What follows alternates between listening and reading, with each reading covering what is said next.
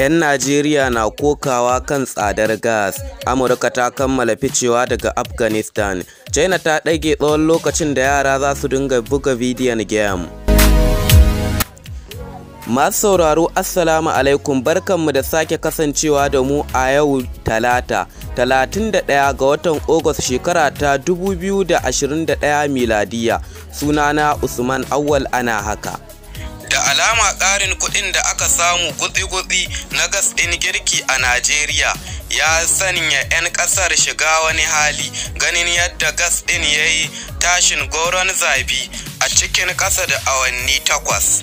Tukunyar gas mai nauyin kilo 12 da ake sayarwa a kan kuɗi 3,000 a Disamba 2020 yanzu ana sayarwa da ita ne kan kuɗi 6,800 a wasu sassan Abuja. Wasu mazauna Legas kuma na cewa suna sayan gas ɗin akan naira 7,200 kuma akwai hasashen cewa zai iya kaiwa naira 10,000 a Disambar wannan shekarar. Wannan yanayi da ake ciki, masana na cewa zai matsi musamman tsakanin marasa ƙarfi da ake kukan tsadar rayuwa a kullum. Baya ga haka kuma, a makon nan ne ake ikirarin cewa za a ƙara kuɗin wuta a Najeriya, duk da cewa mahukunta a ɓangaren na cewa duk jita-jita ce ake yi kan batun. Ga abin da masana ke cewa dangane da batun. BBC ta tuntubi Muhammad Awwal Mahmud, wani mai sharhi kan tattalin arziki a Najeriya, inda ya ce matsalar da ake da su a Najeriya sun wuce duk inda ake tunani. A cewarsa, ƙarin farashin gas da duk wani makamashi da ake amfani da shi a Najeriya na da tasiri matuƙa ga tattalin arzikin ƙasar.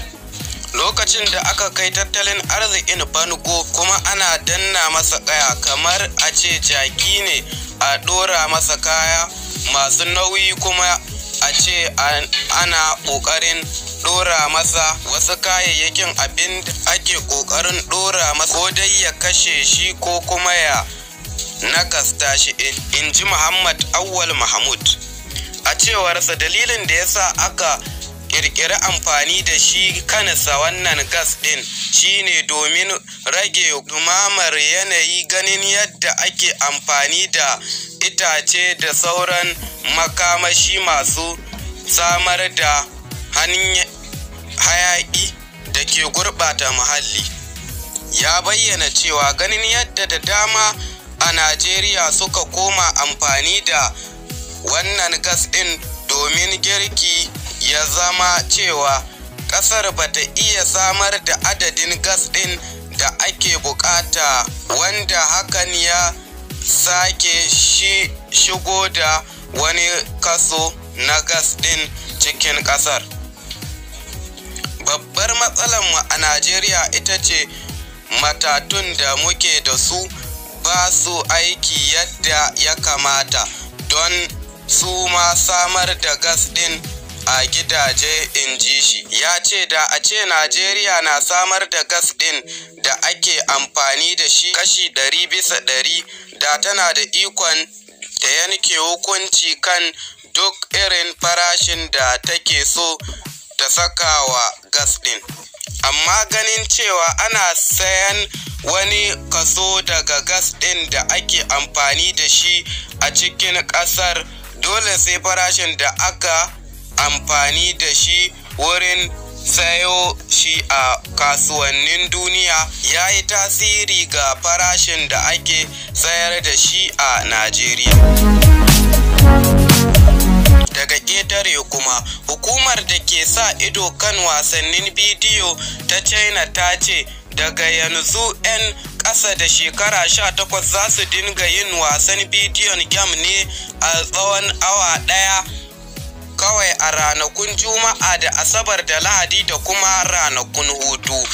Hukumar kafafen yaɗa labarai na ƙasar ta shaidawa kamfanin dillancin labarai cewa za a dinga buga gam ɗin tsakanin karfe 8 zuwa karfe 9 na dare. Ta kuma baiwa kamfanin gam ɗin umarnin hana yara yin wasan a waje a waɗannan lokutan. A farkon watan nan ne kafar yada labaran ƙasar ta ce wasannin bidiyon sun zama annoba a ƙasar.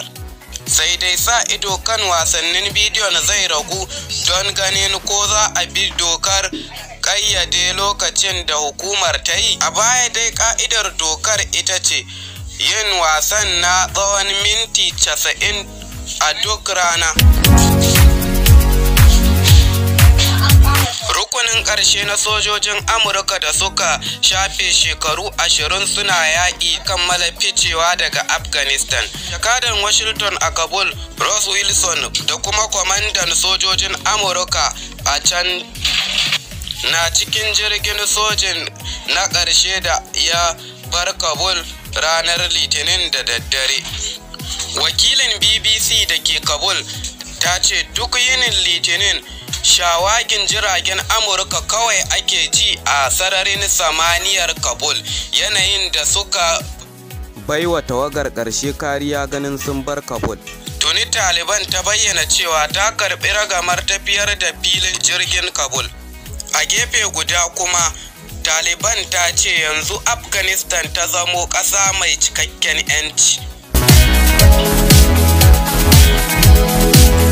Sai mun haɗa a wasu sababbin labaran, amma idan wannan ne farkon zuwanka na wannan channel muna roƙonka da ka danna mana subscribe. Mun gode.